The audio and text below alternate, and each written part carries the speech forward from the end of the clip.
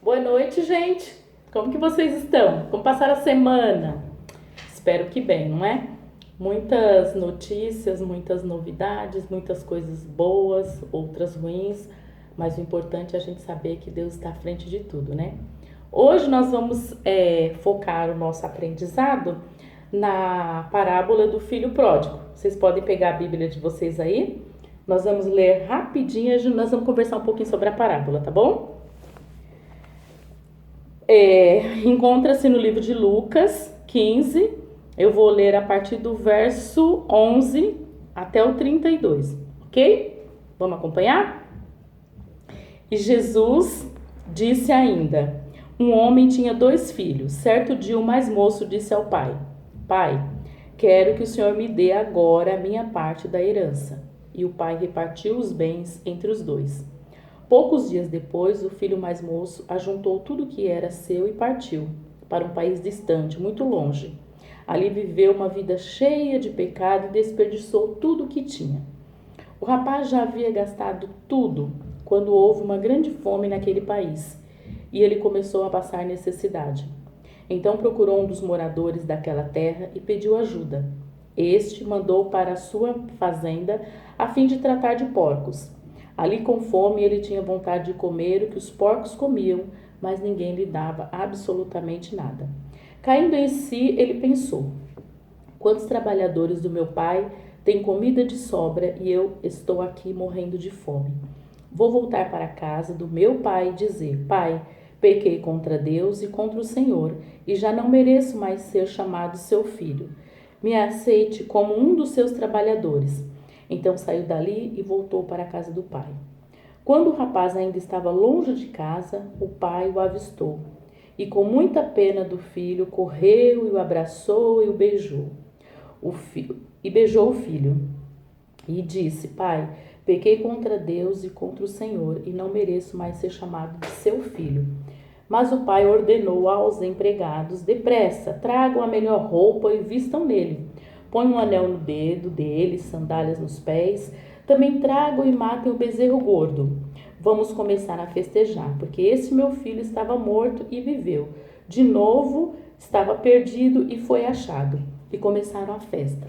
Enquanto isso, o filho mais velho estava no campo. Quando ele voltou e chegou, viu perto da casa todo aquele barulho e aquela música, chamou o empregado e perguntou: o que está acontecendo? O empregado respondeu: seu irmão voltou para casa vivo e com saúde. Por isso seu pai mandou matar o bezerro gordo. O filho mais velho ficou zangado e não quis entrar. Então o pai olhou, ele insistiu para que entrasse, mas ele respondeu: faz tantos anos que trabalho como um escravo para o Senhor e nunca desobedeci a nenhuma ordem sua. Mesmo assim, o Senhor nunca me deu nenhum cabrito para eu me regozijar com meus amigos. Porém, esse seu filho desperdiçou tudo que era do Senhor, gastando dinheiro em prostitutas, e agora ele volta e o Senhor manda matar o bezerro gordo? Então o pai respondeu: meu filho, você está sempre comigo e tudo que é meu é seu. Mas era preciso fazer essa festa para mostrar a nossa alegria, pois esse seu irmão estava morto e viveu de novo. Estava perdido e foi achado. Então a gente pode ver o que a gente pode aprender com essa parábola aí. Nós temos uma família, nós temos 2 filhos, nós temos um pai. Nós temos um filho que teve um comportamento, um outro filho que teve outro comportamento, e também nós temos aí um pai amoroso. O filho chegou para o pai e falou assim: dá a minha parte. Então, quando ele solicitou a parte dele, o pai já começou com bondade a partir daí. Por quê? Porque a parte que cabia a ele só caberia após a sua morte. Uma vez o pai estando vivo, não tinha por que ele dar o dinheiro naquele momento, o que deveria ser dele só após a morte.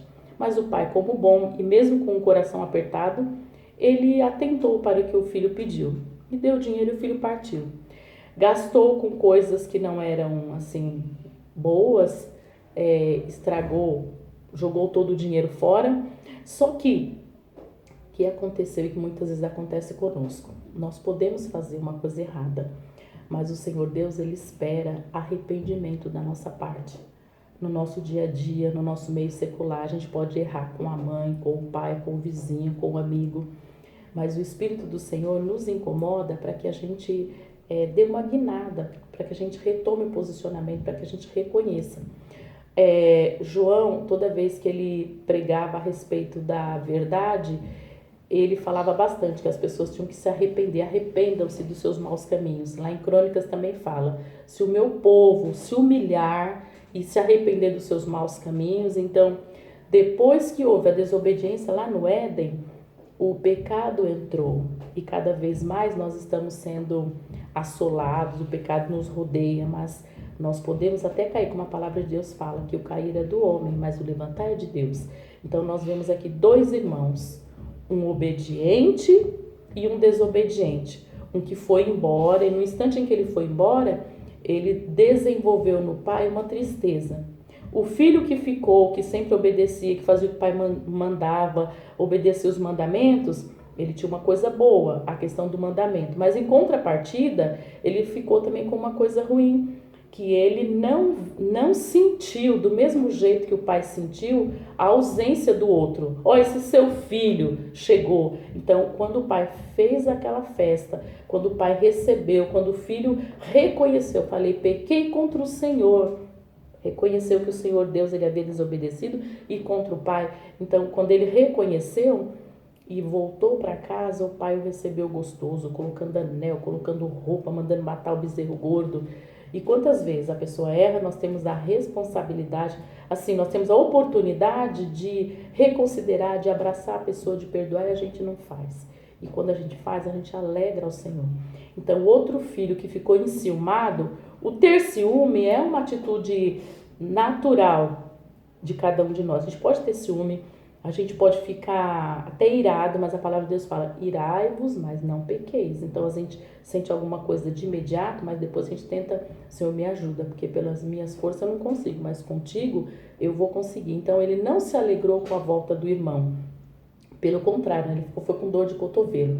Só que o pai foi bem claro, tudo que tinha aqui era seu, não precisava eu autorizar que você se regozijasse com o bezerro, com seus amigos. Então, a alegria era diferente. A palavra de Deus, ela vem nos ensinar isso, que nós venhamos a ficar o tempo inteiro alegrando-nos uns com os outros, perdoando uns aos outros, admoestando uns aos outros. O pai se alegrou naquele dia que o filho retornou, embora o irmão não tenha se alegrado, mas o Senhor quer que façamos isso. Hoje eu posso errar, amanhã o outro pode errar, mas quando a gente passa por cima do erro do outro e se regozija, o Senhor se alegra conosco. E esse pai que fez isso, esse pai que amou, que deu dinheiro, que recebeu, que vestiu, que perdoou, que chorou, que ficou contente, que recebeu de volta, a gente pode pensar isso também do nosso Deus, que quantas vezes o servo faz coisa que aborrece ao Senhor, o servo faz coisa que vai contra a palavra de Deus, mas o Senhor o tempo inteiro está com a mão estendida, querendo que você volte para o seu aprisco, querendo que você volte a obedecê-lo, querendo que você volte a ouvir a sua palavra, que você volte a fazer a vontade dele. Na palavra de Deus a gente vê vários casos, quando o Senhor falou para Jonas também, vai lá para Nínive, Jonas não quis ir, desobedeceu. Mas quando a gente vê a mão do Senhor sobre a vida, e principalmente aquele que fez o erro, que cometeu a infração, se humilhando diante de Deus, naquele instante o Senhor coloca em pé.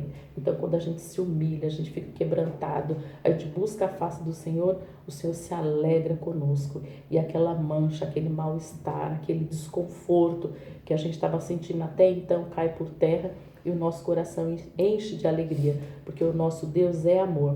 Da mesma forma que esse pai se alegrava com os 2 filhos, quando o filho foi embora, o coração dele começou a sangrar. Quando ele ficou com outro filho, ele se alegrou, mas a alegria não foi completa. Quando o filho retornou para casa, ele se alegrou novamente e teve aquela festa, teve música, teve tudo. Não é diferente quando a pessoa que serve a Deus sai da presença de Deus e quando volta o Senhor também se alegra, o Senhor também se regozija. E a palavra de Deus fala que tem festa no céu quando a pessoa volta, quando a pessoa aceita o Senhor como seu único, suficiente Salvador. E a palavra de Deus fala para a gente meditar de dia e de noite na palavra. E quando a gente faz isso, o Senhor renova as nossas forças, o Senhor nos ajuda a viver pela palavra a cada dia. O filho voltou e passou a obedecer. Se antes ele não obedecia e não respeitava o pai, quando ele retornou, ele voltou transformado. Ele voltou, agora vou ter o temor. Tudo que ele passou, o aperto, que ele falou, os trabalhadores do meu pai passam bem. Então, mesmo que ele me receba e eu venha a ser um trabalhador dele, eu já estou feliz. E ele retornou. De que maneira ele retornou?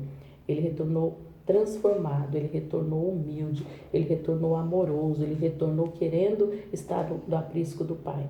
E não é diferente que nós temos que pensar hoje. Hoje cada um tem seu pai. Tem seu pai terreno e tem seu pai celestial. A palavra de Deus fala para obedecer seu pai terreno, o Senhor se alegra, porque quando a gente faz o que os nossos pais, quando a Bíblia fala, os seus dias vão aumentar na terra quando você obedece seus pais. E também o Senhor se alegra, porque fala, aquele é meu filho que está obedecendo. Então, aquele que ainda tem seus pais, aquele que tem seus irmãos, é bênção, porque família é presente de Deus. Que a gente possa pensar o tempo inteiro. Eu posso ter algum pensamento, alguma ação que o Senhor não se agrade, mas eu entro para o meu quarto, eu busco a face do Senhor. Às vezes um sentimento que você não se orgulha, mas você possa falar, Senhor, tira isso de mim, tira essa mágoa, tira esse mal-estar, tira essa inveja, tira esse desejo que não é seu, porque eu quero ser segundo a sua vontade. Que nós possamos ser, do mesmo jeito que esse filho voltou, humilde, reconhecer que ele não é nada, está debaixo da proteção celestial, debaixo da proteção do nosso Deus é tudo, e está em harmonia, porque a palavra de Deus fala que o Senhor é a nossa alegria.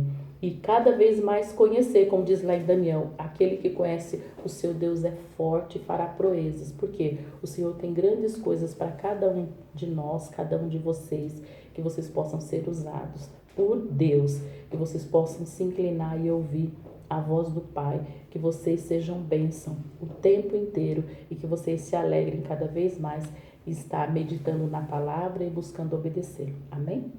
Vamos orar? Te louvamos, ó Pai, por nossa família, por cada componente, pelos nossos pais, que o Senhor possa cada vez mais nos dar a visão do alto céu e que possamos estar obedecendo, que possamos estar fazendo a Tua vontade, lendo a Tua palavra, meditando e sendo bênção. Ajuda-nos, ó Pai, pois por nossas próprias forças nós não conseguiríamos fazê-lo, mas esteja conosco, abençoa os nossos lares e ajuda-nos a ser conforme a Tua vontade. É o que eu te peço sem nada merecer, em nome de Jesus. Amém. Sejamos bênção. Fica na paz.